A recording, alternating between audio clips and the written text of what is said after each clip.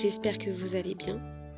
Vous l'avez lu dans le titre, aujourd'hui, on va parler de ces choses que l'on prend trop à cœur et qui peuvent impacter notre santé mentale au quotidien.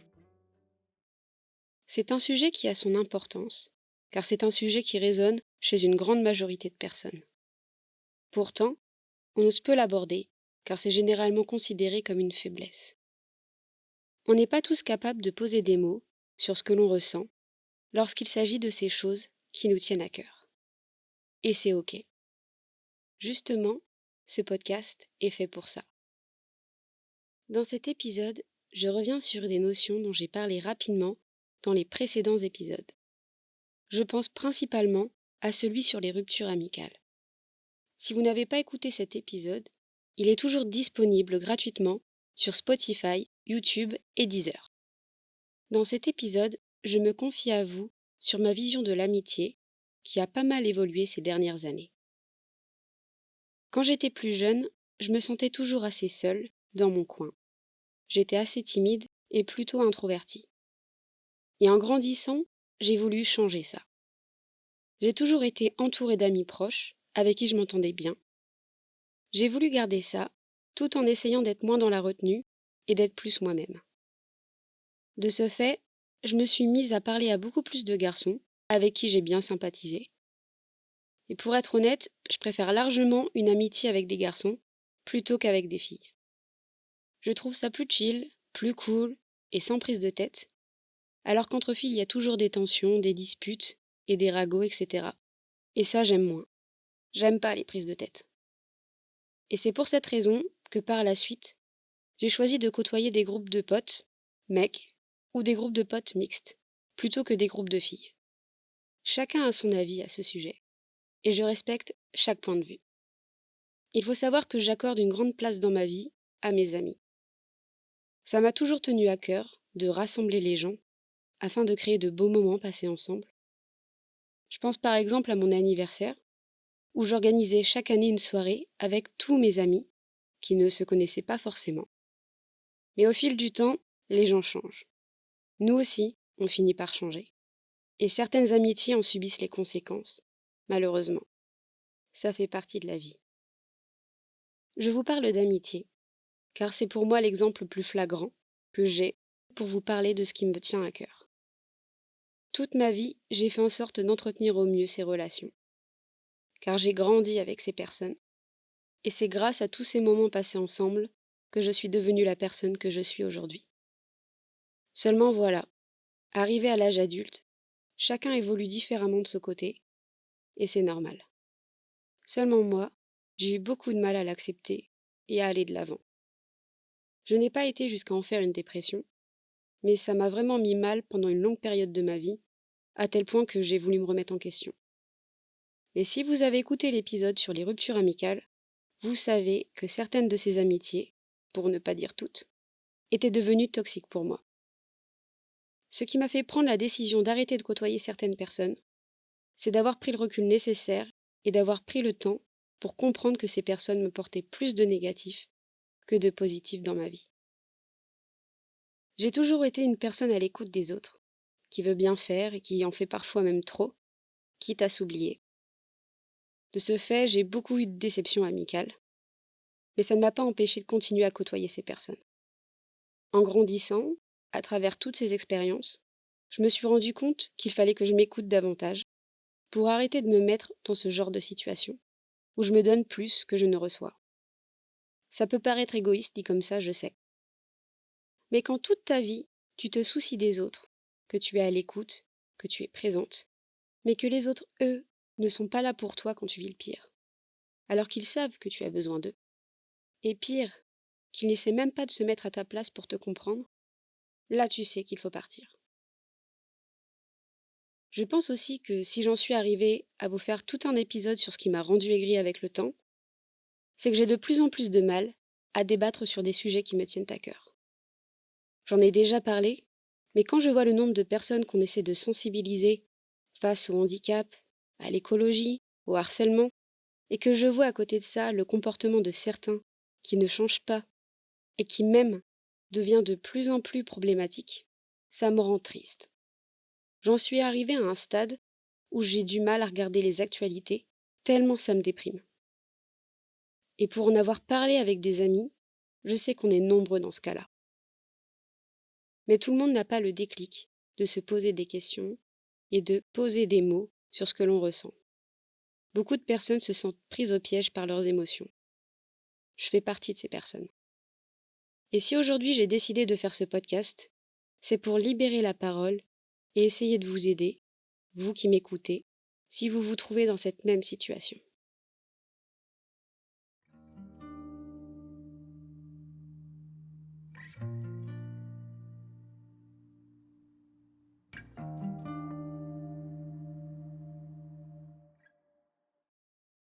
Il y a un premier conseil que je pourrais vous donner, si comme moi, vous avez tendance à prendre les choses trop à cœur, ce serait d'essayer de prendre du recul.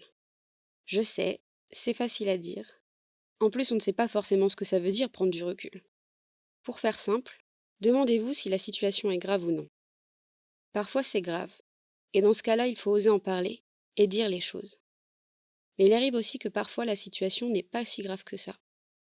Dans ce cas-là, il faut réussir à se dire que ce n'est pas grave, qu'il n'y a pas besoin de réagir ou de surréagir, surtout si on est à fleur de peau. Car lorsque l'on réagit à fleur de peau, on risque de faire du mal aux autres, ou même de se blesser soi-même. Demandez-vous si cela aura un impact dans une semaine, dans un mois ou dans un an. Le fait de se poser cette question, ça peut aider à comprendre qu'il y a des tas de choses qui nous énervent au quotidien et qui pourtant n'auront plus d'impact dans une semaine, un mois ou même un an. Peut-être même que d'ici là, on ne s'en rappellera même plus. Donc dans ce cas-là, est-ce que ça vaut vraiment la peine de s'agacer ou même de s'énerver si ces choses ont si peu d'impact dans nos vies? C'est une question que l'on peut se poser. Et je vous invite à mettre ça dans un coin de votre tête. On ne sait jamais, ça peut toujours être utile. Ça semble facile, je sais, dit comme ça, mais ce n'est pas aussi évident qu'il n'y paraît. La plupart du temps, lorsqu'on est confronté à une situation qui nous met mal à l'aise, on a tendance à réagir par impulsivité, sans essayer de prendre du recul. Il ne faut pas culpabiliser d'agir par impulsivité. Il faut accepter que parfois, notre instinct prend le dessus sur le reste. Il y a des moments où on ne peut pas toujours contrôler ses émotions, et c'est OK. Ce que je trouve de bien avec ces, entre guillemets, solutions pour atténuer cette impulsivité, c'est que dès lors qu'on a connaissance de toutes ces informations, on peut parfois réussir à anticiper ces réactions. Ou quand bien même, si cette impulsivité surgit de nulle part, on peut la maîtriser plus facilement et s'apaiser plus rapidement. Ce n'est pas quelque chose qui, dès lors qu'on l'apprend, va s'appliquer automatiquement et systématiquement. C'est un travail à faire sur soi et qui demande du temps pour pouvoir le réaliser au moment venu. Je le sais, car j'ai moi-même des difficultés à l'appliquer encore aujourd'hui. Et c'est normal. Une deuxième chose qui peut sûrement vous aider, si vous prenez comme moi les choses trop à cœur, posez-vous la question de si cette chose qui vous dérange et qui vous fait vous sentir mal dépend de vous ou au contraire dépend des autres. Je vais prendre l'exemple suivant. Imaginons que quelqu'un fait une remarque sur moi, sans prendre en compte mon opinion. En soi, c'est un choix qui lui appartient, donc il a la possibilité de le faire. Après, ce qui m'appartient à moi, c'est mon droit de le prendre bien ou non. Chacun a le droit de s'exprimer et d'avoir son propre ressenti sur les choses. Mais c'est quand même mieux, de manière générale, de s'exprimer de façon bienveillante, de sorte à ne pas blesser ou à ne pas manquer de respect à la personne à qui on s'adresse. Mais ça, vous le savez déjà. J'en ai déjà parlé à plusieurs reprises sur ce podcast, mais pour moi, la solution, toujours entre guillemets, la plus évidente, c'est d'apprendre à se connaître et d'apprendre à s'écouter. Car une fois que tu te connais, c'est plus facile de réparer et d'analyser ces choses qui t'agacent, et de savoir pourquoi ça t'agace autant. Et aussi étrange que cela puisse paraître, lorsqu'on arrive à savoir ce qui nous touche et ce qui nous dérange chez les autres, ça permet d'une certaine manière d'en apprendre plus sur soi. Je m'explique.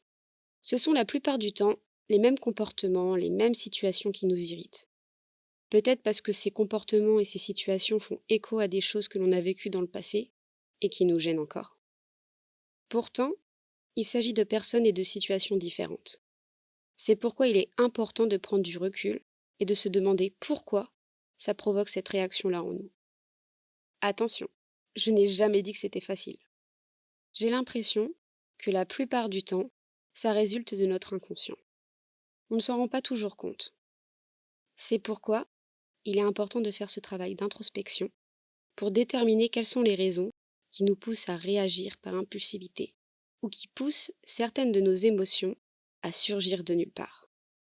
Par exemple, je sais que de par mes expériences passées avec les hommes, et notamment mon expérience avec un pervers narcissique, j'ai parfois des signaux qui m'interpellent, que ce soit des gestes, des réflexions ou des réactions. Il m'arrive parfois, dans une situation quelconque, ça peut être avec des amis par exemple, si je vois quelque chose qui me rappelle une sensation que j'ai déjà vécue dans le passé, je vais direct avoir l'impression d'être en insécurité, même lorsqu'il ne s'agit pas de moi. Je me sens mal à l'aise, comme si j'étais de nouveau plongée dans ce passé et que je vivais moi-même ces choses, alors qu'il peut s'agir d'une amie ou d'une simple inconnue dans la rue.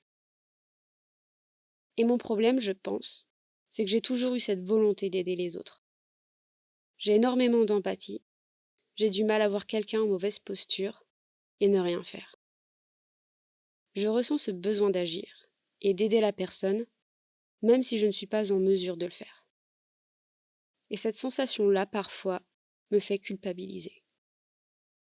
Je travaille encore là-dessus aujourd'hui, mais lorsqu'il s'agit de ces choses qui nous tiennent à cœur, c'est difficile de s'en défaire ou de leur accorder moins d'importance.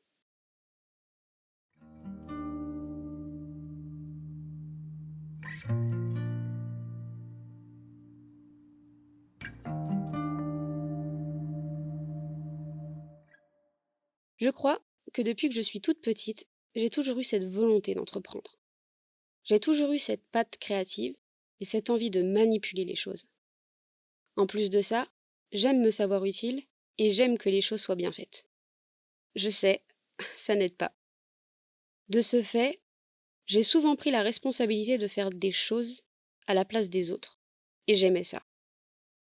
Vous me direz qu'il y a sans doute une part d'ego là-dedans, et sûrement oui. Mais au-delà de ça, j'aime que les choses soient faites à ma manière. Ou en tout cas, comme je me le suis imaginé. C'est aussi la raison pour laquelle je suis multicasquette. J'aime toucher à tout, et j'aime avoir des connaissances sur plein d'outils différents pour m'aider à créer de nouvelles choses. Que ce soit par rapport au logiciel de montage, de mixage, d'astuces pour dessiner, qu'il s'agisse de couture, de jardinage et même de tutos pour rénover des maisons. Ça m'intéresse car j'aime manier ces connaissances et les concrétiser avec par exemple des customs de vêtements, à travers mes illustrations ou rien qu'à travers ce podcast. Je trouve ça beau de se réaliser à travers ses passions et c'est ce qui m'anime au quotidien. Et je pense que le fait d'être aussi passionné et de donner autant d'importance à tout ce que j'entreprends, ça peut parfois faire l'effet inverse, notamment en cas d'échec ou de déception. Ça a beaucoup plus d'impact sur mon humeur. Parce que oui, quand on est réellement passionné, parfois on se trompe, et ça fait mal. De par cette volonté de vouloir tout bien faire, j'ai l'impression que mon cerveau part en vrille constamment. J'ai des tas de pensées qui viennent semer le chaos dans mon esprit de manière automatique. Je ne les contrôle plus. J'en ai déjà parlé dans l'épisode sur les paralysies du sommeil. J'ai énormément de problèmes pour m'endormir le soir, parce que mon cerveau réfléchit trop. Je suis incapable de mettre mon cerveau sur pause et de ne penser à rien. J'envie toutes ces personnes qui, quand tu leur demandes tu penses à quoi, te répondent oh je ne pense à rien. Penser à rien, ça a l'air si facile. Pourtant, je ne me souviens même plus de la dernière fois que ça m'est arrivé. J'ai des pensées qui surviennent tout le temps et ça tourne en boucle. Pour remédier à ça, on parle souvent de méditation ou même d'hypnose. Pour le coup, la méditation, j'ai beau essayer, ça n'a aucun effet sur moi. Et l'hypnose, je reste assez sceptique. Mais peut-être qu'un jour, par curiosité, j'essaierai. Je vous tiendrai informé. Comme j'ai fait beaucoup de kiné étant plus jeune, dans ce genre de situation, ce qui peut m'aider à apaiser toutes ces tensions, c'est de faire des exercices de respiration. Quand on est conscient de sa respiration, on ne peut pas penser à autre chose. C'est le seul moyen que j'ai aujourd'hui, en dehors de certains médicaments, pour me permettre d'échapper à toutes ces pensées. C'est un exercice que j'ai partagé lorsque j'expliquais comment je m'extirpais de mes paralysies du sommeil, et ça fonctionne. Donc, pensez-y. Je sais que j'ai tendance, lorsque je réfléchis trop, à me faire des scénarios dans ma tête pour anticiper les choses qui me tiennent à cœur. J'ai beau essayer de me rappeler à partir de quand j'ai commencé à en faire, mais j'en ai aucune idée. J'en faisais déjà au collège et en primaire, pour vous dire à quel point ça date et à quel point c'est ancré en moi. Pourtant, on l'a démontré un peu plus tôt, s'inventer des scénarios, ça revient à s'imaginer des choses qui n'existent pas encore et qui pourraient ne jamais se produire.